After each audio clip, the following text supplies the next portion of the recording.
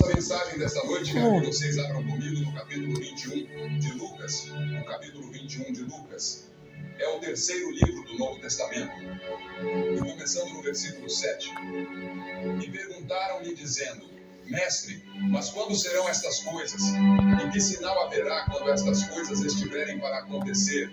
E ele disse: Acautelai-vos, para que não sejais enganados, porque muitos virão em meu nome, dizendo: Eu sou o Cristo, e o tempo está próximo. Não vades, pois, após eles. Mas quando ouvirdes de guerras e tumultos, não vos assusteis, porque é necessário que isso aconteça primeiro, mas o fim não será logo. Então disse-lhes: Levantar-se-á nação contra nação e reino contra reino, e haverá grandes terremotos em vários lugares, e fomes e pestes. Haverá também coisas espantosas e grandes sinais do céu. Mas antes de todas estas coisas, lançarão as mãos sobre vós e vos perseguirão, entregando-vos às sinagogas e às prisões, conduzindo-vos à presença de reis e governadores por causa do meu nome. Os discípulos haviam perguntado: Quando será o fim do mundo? Qual será o sinal da tua vinda? Eles acreditavam que Jesus Cristo viria novamente e que haveria o fim de uma era, não o fim da terra, nem o fim do mundo como pensamos, mas do cosmos, o sistema mundial dominado pelo mal. Então, há um versículo peculiar, um dos menores da Bíblia, lá em Lucas 17:32, começando no versículo 28. Ele diz: Da mesma forma que foi nos dias de Ló, comiam, bebiam, compravam, vendiam, plantavam, edificavam. Mas no mesmo dia em que Ló saiu de Sodoma, choveu fogo e enxofre do céu e destruiu a todos. Assim será no dia em que o Filho do Homem se manifestar. Naquele dia, quem estiver no eirado, tendo seus bens em casa, não desça para os levar, e quem estiver no campo, não volte atrás. Lembrai-vos da mulher de Ló. Esse é o meu texto para esta noite. Lembrai-vos da mulher de Ló. Agora, por que Jesus diria algo assim? Que coisa estranha para ele dizer. Lembrai-vos da mulher de Ló. E então, em 2 Pedro, no terceiro capítulo, a Escritura diz: O dia do Senhor virá como um ladrão de noite, no qual os céus passarão com grande estrondo, e os elementos ardendo se desfarão, e a terra e as obras que nela há se queimarão. E você pode perguntar: Billy, você acha que essas coisas vão acontecer? Bem, vamos voltar e estudar o porquê de Jesus ter dito. Lembrai-vos da mulher de Ló. Tudo começou com Abraão. Abraão foi chamado por Deus. Ele era amigo de Deus. Ele foi um grande homem de Deus. Ele era um grande homem de fé.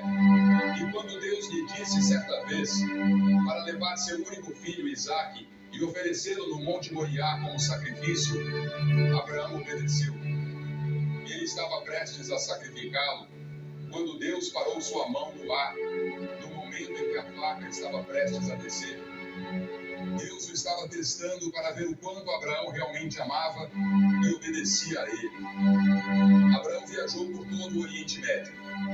Começou em Ur, próximo de onde atualmente ocorreu a guerra entre o Iraque e o Irã. Depois foi para Arã com seu pai, Terá, seguiu para Canaã, desceu ao Egito, retornou a Betel e continuou indo e vindo por todo o Oriente Médio. Ele se tornou muito rico, possuindo grandes rebanhos de gado e ovelhas. Abraão tinha consigo seu sobrinho Ló, e sua esposa se chamava Sara, mas é um perigo nos bens e na prosperidade. Abraão se tornou rico, e a prosperidade frequentemente traz pobreza espiritual. Abraão cometeu alguns pecados diante do Senhor, mas corrigiu suas falhas, confessou seus erros e Deus o perdoou. A Escritura diz em Eclesiastes 6: Há um homem a quem Deus deu riquezas, bens e honra, e nada falta à sua alma. E Jesus disse: É mais fácil um camelo passar pelo fundo de uma agulha do que um rico entrar no reino dos céus. Agora, quem são os ricos? As pessoas que vivem na Europa, na América, no Reino Unido, na Irlanda ou nessa parte do mundo, são consideradas ricas se comparadas com os padrões de muitos outros países. Mesmo que tenhamos roupas para vestir e sapatos para calçar, já somos considerados ricos. E Jesus disse que será muito difícil para uma pessoa rica entrar no céu. Por quê? Por causa de todas as tentações e perigos que a riqueza traz. Agora, Ló também se tornou rico. Abraão era rico e Ló também. Eles decidiram se separar porque seus servos estavam brigando entre si. Abraão disse: Ló, se você quiser ir para a direita, vá. Eu irei para a esquerda. Se você quiser ir para a esquerda, eu irei para a direita. Você escolhe. Então, Ló olhou para o vale e viu as bem irrigadas planícies do Jordão. Ele também viu Sodoma, e sua esposa e família provavelmente o incentivaram. Então ele escolheu ir para Sodoma. Sodoma, uma cidade perversa. Imagine tudo o que vem à sua mente quando você pensa em Wall Street, Las Vegas, Soho em Londres, a Reeperbahn em Hamburgo ou o bairro da Luz Vermelha de Amsterdã. Reúna tudo isso em uma só imagem e você terá o que Sodoma era naquela época. Ezequiel, o profeta, certa vez disse: eis que esta foi a iniquidade de Sodoma, o orgulho. Sodoma era muito orgulhosa. Eles excluíram Deus. Estavam orgulhosos de si mesmos e das coisas que haviam feito. E então, diz o texto, estavam cheios de pão e com abundância de ociosidade, tanto ela como suas filhas. Em outras palavras, tinham tudo o que precisavam para viver com lazer e conforto. No entanto, não fortaleceram a mão dos pobres e necessitados. Ignoraram os pobres, os necessitados e os oprimidos do mundo. Muitas vezes, nós também ignoramos os necessitados. Ignoramos pessoas de outras raças. Ignoramos aqueles que sofrem com a fome na África. Ou talvez não os ignoremos completamente, mas não fazemos o suficiente. Não tanto quanto poderíamos fazer. E Deus vai nos responsabilizar por isso. Eles eram altivos e cometeram abominações diante de Deus. Em outras palavras, eram orgulhosos, soberbos, ricos, tinham tudo, mas negligenciaram os pobres e os oprimidos do mundo. E Deus disse: o julgamento virá. Em Lucas 17, como lemos, como aconteceu nos dias de Ló, comiam, bebiam, compravam, vendiam, plantavam e edificavam. Mas no dia em que Ló saiu de Sodoma, choveu do céu fogo e enxofre e destruiu a todos. Assim será no dia em que o Filho do Homem se manifestar. Ouçam isso. Assim será. Será como nos dias de Noé, como nos dias de Sodoma. Assim também serão os dias que antecederão a volta de Cristo. Sim, eu acredito que a Bíblia ensina, em mais de 300 lugares no Novo Testamento, que Jesus Cristo voltará. Essa é a esperança que pulsa no coração de todo verdadeiro crente. Cristo ressuscitou dentre os mortos. Ele está vivo. Ele está à direita de Deus Pai. E ele voltará. Agora não me perguntem quando, porque eu não sei. Ele disse aos discípulos: não tentem adivinhar o dia ou a hora. Não especulem. Nós não sabemos, mas ele nos deixou certos sinais. E ao que parece, esses sinais estão se alinhando, talvez pela primeira vez na história, desde que ele os mencionou.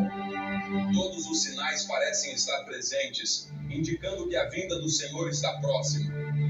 Não sabemos com certeza, mas parece que sim. Porque uma das coisas que ele disse foi que o Oriente Médio estaria em turbulência. Ele falou sobre pestilências. Vejam tudo o que está acontecendo com as pestilências. Ele disse que o mundo inteiro estaria em tumulto. Observem o terrorismo do mundo, os enormes investimentos em armas e exércitos ao redor do globo. Todas essas coisas, ele disse, são sinais de que a vinda do Senhor está próxima. Porque veja, o mundo se destruiria se Deus não interviesse. Mas acredito que a Bíblia ensina que Deus tem outros planos para a humanidade. Eu acredito que Cristo voltará e que o reino de Deus triunfará. E aqueles de nós que conhecem a Cristo e têm o reino de Deus dentro de si, reinaremos com Cristo. Estou ansioso por aquele dia em que Ele voltará. Ele disse: 2 estarão numa cama, um será levado e o outro será deixado. 2 podem estar voando em um avião, um será levado e o outro deixado. O caminho para o Armagedon é semelhante ao caminho para a destruição de Sodoma, disse Jesus. Agora observe, eles tinham uma falsa sensação de segurança. Nós também temos uma falsa sensação de segurança. Confiamos em nossa força econômica e em nosso poderio militar. Tudo isso pode desaparecer num instante. Isaías, no capítulo 31, versículo 1, diz: Ai dos que descem ao Egito em busca de ajuda, que confiam em cavalos e colocam sua esperança em carros de guerra, mas não olham para o Santo de Israel, nem buscam ao Senhor. Eles não olham para Deus. Nós não buscamos ao Senhor. Confiamos em outras coisas, em nossos dólares e libras, em nosso poder militar. Mas essas coisas não nos salvarão. Precisamos de Deus. Precisamos buscar ao Senhor. É isso que Isaías estava dizendo. Além da falsa sensação